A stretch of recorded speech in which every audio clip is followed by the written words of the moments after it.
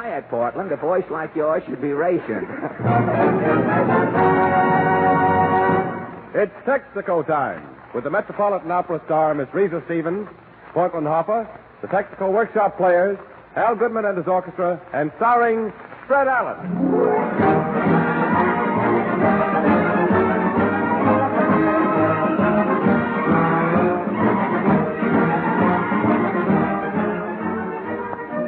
Jimmy Wallington saying hello for your neighborhood Texaco dealer and inviting you to be his guest tonight at the Texaco Star Theater.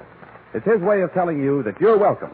Welcome to all the skilled help he can give to make your tires and car last longer. Make your tires last longer by giving them a regular Texaco checkup on pressure and condition. Make your car last longer and run more economically by giving it systematic Texaco lubrication and maintenance. The chances are your present car may be your last car for the duration. It's in good hands when you trust it to the care of your Texaco dealer.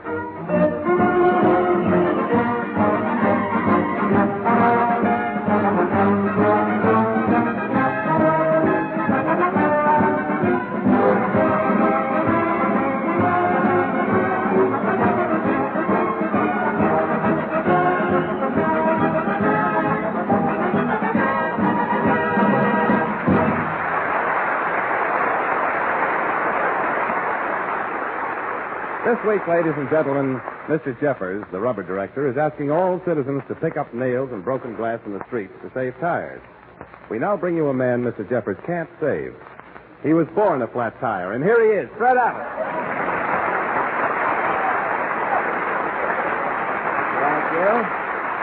Thank you. And you notice when I bend over, the difference between when I bend over and a Hollywood comedian, when I like that, the Hollywood comedian's hair comes off. You see here in the east. We have sterner men whose hair stays on. Thank you, and good evening, ladies and gentlemen. Say, Jimmy, that is an excellent idea, of Mr. Jeffers, asking people to pick up glass and nails off the streets like that. Yes, Fred, if people will pick up nails in the street, there'll be fewer punctures, and motorists can conserve their tires. Well, that's right, Jimmy. I read that the street department here in New York is experimenting with a big magnet. They have this magnet, and they drag it down the street, and the magnet picks up the loose metal. Well, how's the magnet working out, Fred? Well, it's a little too strong, Jimmy. The first time they dragged the magnet down Broadway, it yanked the badges off of 20 traffic cops. It dragged the Flatiron Building 2 blocks farther uptown. And when the magnet passed the stock exchange, it pulled U.S. Steel down 7 points. Yes, Jimmy, the thing is... Well, Portland, I didn't see what you meant. Have you heard about Mr. Jeffers asking people to pick up all of the metal and glass they see in the street? Yes, and the women of America should be thankful. The women? Why the women? With no nails or glass, it'll be safe for a woman to cross the street in open-toed shoes. In open-toed shoes, eh? Well, you don't wear open-toed shoes, do you? I used to, but dogs would blow their breath on my toes, and it tickles. Dogs would blow their breath. Well, most women have stopped wearing the open-toed shoes, It's risky to show that much nylon these days. They have little dwarfs going around who are stealing the nylon toes out of it. But this conversation is silly, Portland. I think I'd better turn to the news. What is your question tonight? Well, during the past week, as you know, the newspaper delivery men went on strike, and for 3 days, the people here in New York City had no newspapers. And so our question tonight is, did going without a newspaper for 3 days bother you in any way? Are you going to ask the people in Allen's Alley? Yes, Portland. When you want to know how folks feel about an important issue, Allen's Alley is the place to go.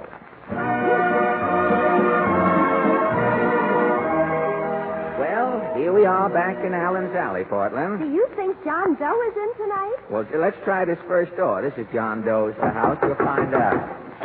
Oh, it's you again. What's on your mind? Well, it's the newspaper strike, Mr. Doe. Did going without a newspaper bother you in any way? I was put out of business. Really? And 200 men were thrown into the army. Well, why? Well, I'm a bookmaker, see? Yeah. When no papers come out, the chumps couldn't pick no horses to bet with me. So I went out of business. Well, what about the 200 men thrown into the army? Oh, they was the chumps I was taking bets from. Oh, you mean when you went out of business, the draft board grabbed these 200 horse players, huh? Yeah, well, they was all claiming me as a dependent. Oh, well, I I hope the horse players overtake Rommel in the stretch and come in the money as we expect them to. I'll check at this next house here. No. Well, good evening, Mrs. Nussbaum. To you it is good. To me it could be only so-so.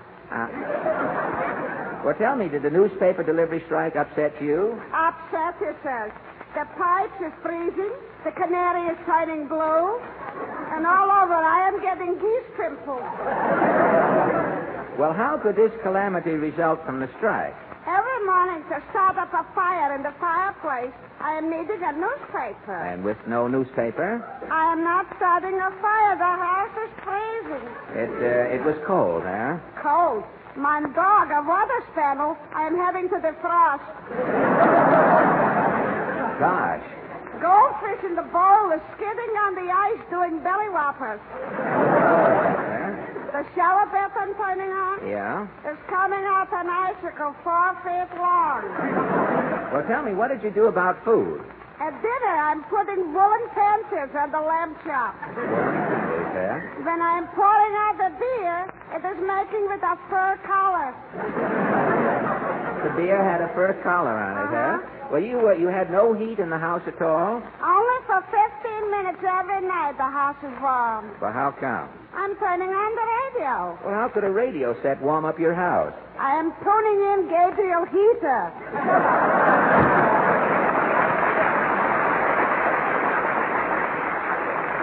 Well, that takes care of Mrs. Nussbaum. I wonder if Socrates Mulligan is in tonight. Not only in, he's all in. But tell me, Mr. Mulligan, did this newspaper business bother you? Oh, for them 3 days the newspapers didn't come out, I almost went nuts. Really? Yeah. Monday I'm nervous all day, I can't eat. Uh-huh. Tuesday I'm taking Benadryl all day. You were? Yeah, Wednesday I got 120 fever. They got me in a straitjacket. You were in this horrible physical and mental state because there was no news? Not no news. No? No Superman. Oh!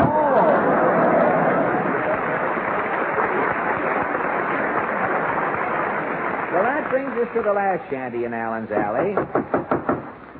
Hail and welcome, Baggy Eyes. Falstaff's ready to improvise.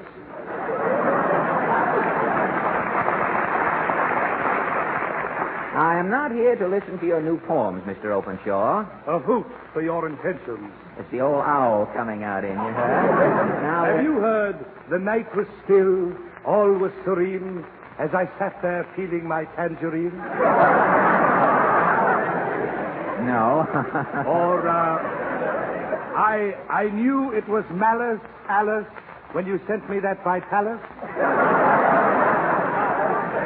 No. You'll have to launch the ship with Texaco, Captain. My mother drank up the champagne. You have insulted the integrity of every radio listener who has tuned into our program tonight. We have been talking about the newspaper strike. Precisely why I opened my door. I have written a poem. What is your newspaper poem called? What newspaper? This is the Yuletide season. I have written a Christmas classic. Oh, really? How does it go? Greetings, merry gentlemen, from Tunisia to Nome. My Christmas present for you all is, tonight, I recite no poem. Thank you very much. And now, ladies and gentlemen, we present our singing guest, the Metropolitan Opera's lovely star, Miss Reese Stevens.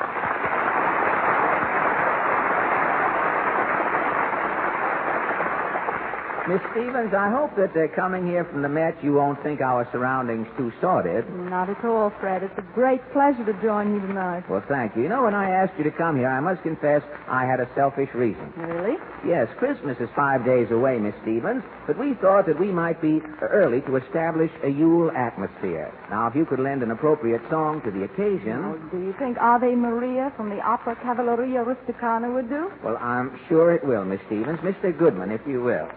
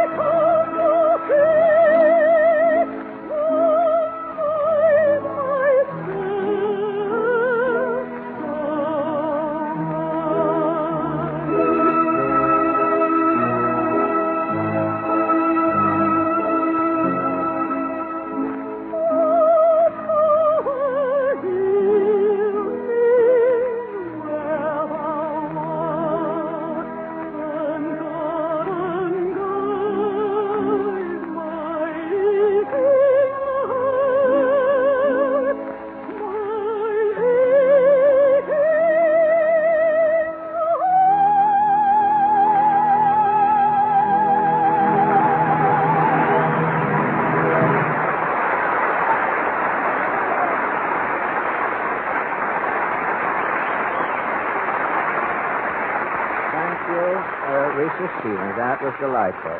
And now, Jimmy Wallington. Ladies and gentlemen, does your car believe in Santa Claus? Does your motor ever go... Wait a minute, Jimmy. Cars believing in Santa Claus? Why, that's ridiculous. The next thing you'll be telling us that baby Austins hang up their inner tubes at Christmas time. Well, maybe cars can't believe in Santa Claus, Fred, but they certainly show their appreciation when they're given a certain Christmas gift I have in mind. A gift? Could I coax you to tell us what that gift is, Jimmy? Coax me? You can't stop me. Don't be too Because sure. that gift, ladies and gentlemen, is something to make your car last longer and run more economically. It cuts down excessive wear, makes your engine start easier these cold mornings, saves your battery, and often helps save gasoline. Well, I'm on tenterhooks, Jimmy. What is this gift? Well, it's simply taking your car to your neighborhood Texaco dealer and getting it set for winter from stem to stern. The right winter grade of insulated Haviland motor oil in the engine. Winter Texaco gear lubricant. A complete Marfac chassis job, and skilled, thorough Texaco attention to spark plugs, battery, radiator, and other points where winter weather might cripple your essential transportation.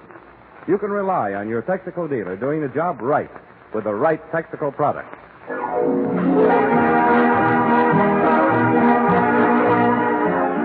That was just a short flurry of Winter Wonderland played by Al Goodman and his Makes You Want to Sit This One Out orchestra. And now yes, Portland. Mr. Allen, I hope you like the Christmas gift I got for you. Oh, Portland, a gift? Yes, I was in Cartier's yesterday. Cartier's? Why, Cartier's is the most exclusive jewelry shop on Fifth Avenue. That's the place. Well, I hope they gave you good service. They sure did. Mr. Cartier himself told me how to get to Woolworth. Oh, fine. You know, I did so much shopping at Woolworth's this Christmas, they're calling me Mr. 5x10 now. And I got a swell present for you in the fur department at Woolworth's. They have ferrets who wait on you there. And this ferret sold me a coat. It's a Russian sable. You mean it's a genuine Russian sable? Genuine Russian? Why, this sable still has a Nazi in its teeth.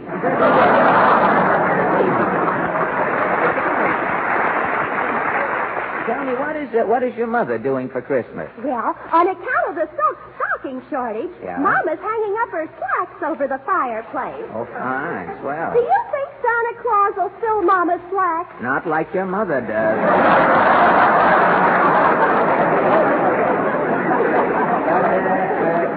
Go away. You bother me. I have to make a special announcement. About our guest? No, tonight we're going to do our Christmas sketch, The Portland. what you do every Christmas? That's right, and I have to make an announcement here. Ladies and gentlemen, since radio at this season each year prevails upon Lionel Barrymore to revive Dickens' Christmas Carol, the Texaco Workshop players curtsy to tradition and wake up their cast to repeat a Christmas fable they first presented years ago. Now, tonight, Santa shows his claws in a modern tale called Santa Claus Refuses to Mediate, or Jingle Bells Shall Not Ring Tonight. Overture, Maestro.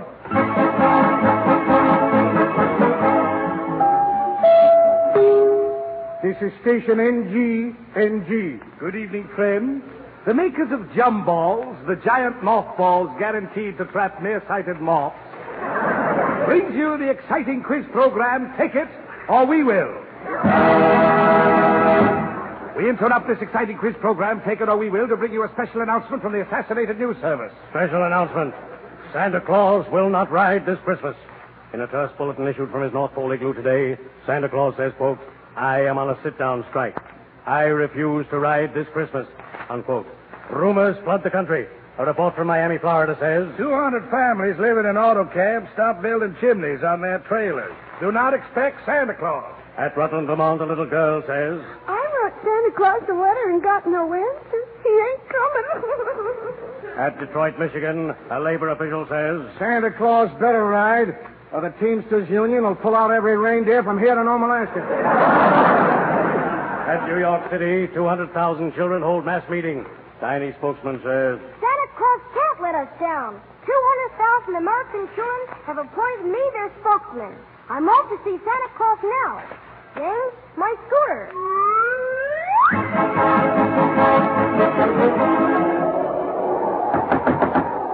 Well, come in, little boy. What are you doing way up here at the North Pole? Brr.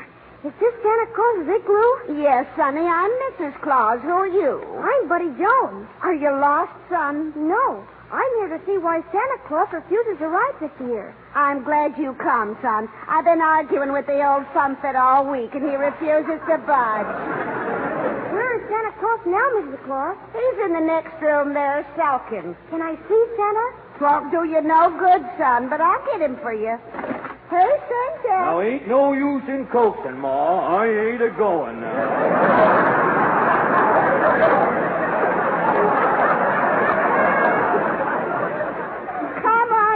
Stupid, you got company. Yeah, company who? I'm Buddy Jones, Santa Claus. Well, don't mean nothing to me, small fry. Is this awful rumor true, Santa Claus? Yep, I ain't riding, son. But this is Christmas Eve, Santa. Trees are lighted. Millions of trusting children have hung up their stockings. The world is waiting for you. Well, the world can wait. Now, I ain't a-riding. But Santa... Ain't no use, Nipper. He's stubborn. I ain't not neither stubborn, Ma Claus. I'm just sick of being Santa Claus. The world don't appreciate nothing. Squabbling, threatening, striking, warring. But you just can't quit, Santa. You must have a reason. I got plenty of reasons, Sprout. As spokesman for 200,000 kitties, I demand a statement. Well, what is it you want to know, Shaver? Well, why won't you ride tonight, Santa Claus? Well, son, I'll tell you. Sit down here on my lap. Son, I've been Santa Clausing it ever since the world began. For 1,942 years, I've been bringing people presents every Christmas, trying to spread joy. My intentions has been good, but my reward has been nothing but heartaches and misery.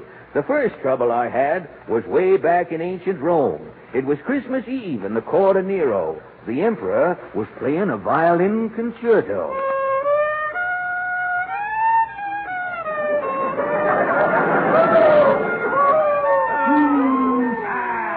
Zounds, lackeys! You dare to give Nero the pheasant? We want the hottiest come here. Hey, your majesty is corneous. What, corneous? You rebels scoff at my Texaco? Your music will never get Rome hottier. Get hottier! You dogs! Begone, hypocrites! Corneous! Nero can't get hottier, so swine! I'll show them. What tumbles out of my chimney? Merry Christmas, Nero. Merry Christmas. Who art thou, lumpkin, the chimney sweep? I'm Santa Claus, Nero, bearing Christmas gifts for your majesty. Ultimus nausea. What is it, another basket of figs from the Rome stage door canteen? My gift is a trinket rare, Nero. So rare, it hasn't even been invented yet. Here. Gramercy lout, what is this tiny golden box? It's a cigarette lighter, Nero. Turn that little wheel. Oh, blood. Merry Christmas. Merry Christmas, Nero. It flames! Rome has scoffed at Nero. Nero will have his revenge. Oh, hey, what's that lighter, Nero? You're setting fire to them draperies. I can't make Rome hot with my music, huh? I'll make Rome hot another way. Revenge! Look out, Nero. Fire, fire, fire. So you see, son, if it wasn't for Santa Claus, Rome wouldn't have burned. Gosh, that was too bad, Santa. See, there I was trying to spread good cheer, and what did I get? The first hot foot in history. But that was 2,000 years ago, Santa Claus. You shouldn't hold a grudge that long. Well, Nero was just prologue to my trouble, son. A few centuries later, I set out to bring a present to Napoleon and Josephine. I'll never forget that Christmas, son. Josephine was sitting on a chaise à Davenport. Napoleon opened the door. Bonjour, ma petite. Nettie! Voilà. I am this one to wait to Waterloo, especially to say au revoir. Mon lover, mon nappy-wappy. 1 minute and your nappy is away. C'est la guerre. Ah, Nappy, I will be faithful. Bien, bien. If quelques man will dare to pay close to my Josephine, I will kill him. Touché. But your petite Josephine has no other boyfriend, Nappy. Je swear. Bien, mon big beefy oiseau. I have a farewell present for you, Nappy. I will fetch it. Wait and see, huh? Oh, bien, bien. Mademoiselle from any place Hey, who goes there? Who is coming to the fireplace? Merry Christmas, Napoleon. Sacre bleu. You've come to woo my Josephine. Gigolo. Hold on. Put down that truncheon. Voilà, cochon. Take this. Oh. Take this. Oh. Take this. Oh, let me out. Help! Very bien. La, your little Josephine returns, nephew. With the mistletoe you slide, pretty girl. Oui, I forgot it is Christmas Eve. What can be keeping Santa Claus? Santa... Mon Dieu. You are expecting the chap in the red suit? Oui, nephew. Do you think Santa Claus will come? Not tonight, Josephine. Yes, son. Napoleon gave me a concussion that Christmas. Running out of the castle, I fell into a moat. My ermine got wet and come to life. My collar and one cuff got away. But you can't say mad at the world because years ago one crazy freshman mucked you up, Santa Claus. Well, things has happened since, son. Another Christmas, I got a raw deal in a suburb of England. It was called the American Colony. I dropped in at the house of some jockey called Paul Revere. The cottage had no chimney, so I looked in at the window. Mrs. Revere was preparing a Christmas turkey. Paul come gimping into the room. Christmas dinner ready, Effie? Yes, Paul. Pull up a chair. No. Set my plate on the mantelpiece. Can't you sit down yet, Paul Revere? That ride was last April. Through every Middlesex village and farm ain't once around Central Park, Effie. Well, you ought to try and sit down for Christmas, Paul. It'd be a nice present for your spy. Who's that? Might be a British spy, Paul. Hand me my gun, Effie. Who's there, Whig or Tory? Merry Christmas, Paul Revere. It's me, Santa Claus. So what? I've got your Christmas present, Paul. It's a cushion stuffed with fuzz from Delaware peaches. Gosh, for me to sit down? You bet. Don't let him in. I ain't sat down for 8 months, Effie. It sounds mighty tempted. It might be some enemy trick, Paul. I'm Santa Claus, honest Injun, Mrs. Revere. Open up. I got my gun, Effie. I'll open the door a crack. I told you, Paul. Christmas. Look at that suit. A red coat. Take this. Oh, You see, son, the world's given old Santa plenty of trouble. Sure done you dirt, but nobody would dare abuse Santa Claus today. Well, that's where you're wrong, son. Only last week I was previewing a visit in a place called New York. I was flying over some building. I think they call it Radio City. Well, I come down the air conditioning into some office. I was just going to wish the man a Merry Christmas when he yelled... Well, what do you want, Whiskers? Well, I'm Santa Claus. We ain't auditioning today. I ain't trying to get into radio. I'm a mythical character. Being a friend of Duffy of Duffy's Tavern won't help you. Now, pick up that bag and beat it. But you've heard of Santa Claus, ain't you? Well, yeah, but you're a has-been, Santa Claus. Has been. Radio's doing everything you used to do and doing it better. But I fly through the air. So does radio. I come down chimneys. Radio comes down the antennas. I give things away. For how many box tops? I give things away for nothing. Well, so does radio.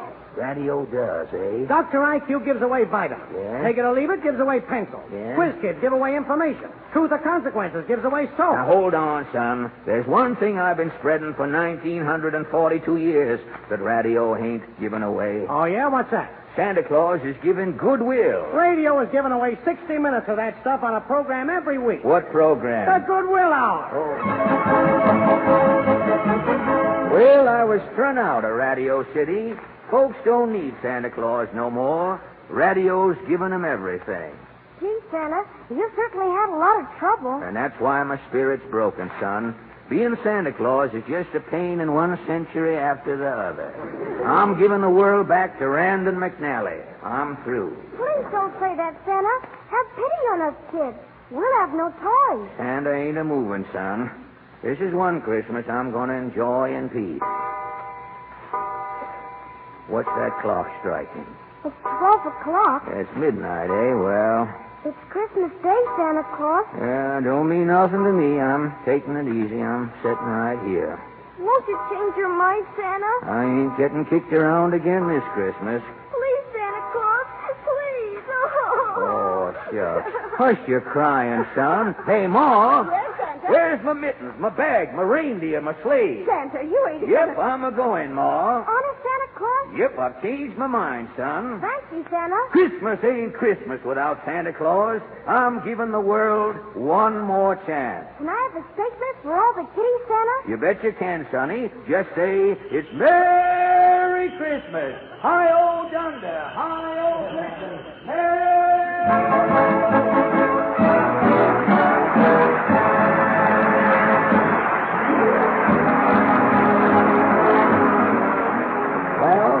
That takes care of tonight's installment, ladies and gentlemen. Next week, our guest will be Dennis Day, star of the Mary Livingston program. Jimmy Wallington with a word from Uncle Sam. If you live where fuel oil is rationed, it's your duty to your family as well as the nation to make your allotment of fuel oil go farther.